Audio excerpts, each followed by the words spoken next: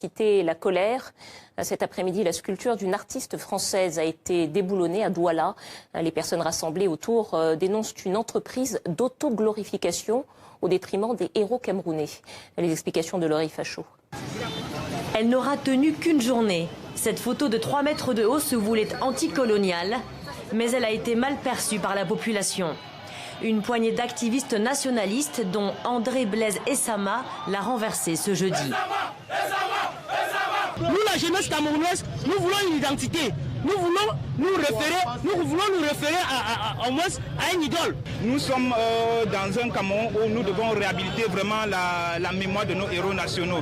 Et cela, le gouvernement a toujours parlé de nos héros nationaux. Et nous ne comprenons pas comment aujourd'hui, au cœur de la capitale économique, que ce soit le monument d'une personne inconnue et surtout d'un Français.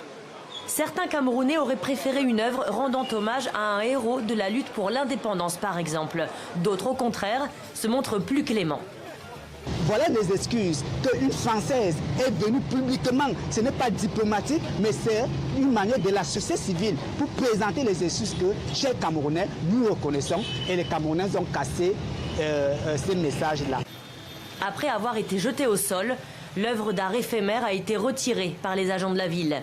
D'autres monuments à la mémoire de Français ont déjà été saccagés, comme cette statue du général Leclerc, désormais protégée par des barrières en fer.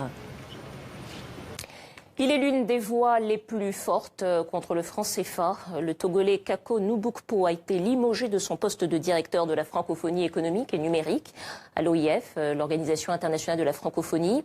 Il s'était attiré les foudres des chefs d'État africains pour sa liberté de parole sur le franc CFA qui asphyxie, selon lui, les économies du continent. Il aura fallu 10 ans de travaux, mais cette fois c'est fait. Dakar a un nouvel aéroport international, l'aéroport Blaise Diagne, qui devrait accueillir 10 millions de passagers par an et faire de Dakar la plus grande plateforme de correspondance aérienne de la région. Explication de Margot Chevance avec Karine Henry. Le tarmac est flambant neuf. Ce jeudi 7 décembre, c'est l'inauguration de l'aéroport international Blaise Diagne, l'AIBD. Et les Sénégalais peuvent la suivre en direct à la télévision. Le chef de l'État coupe le ruban, puis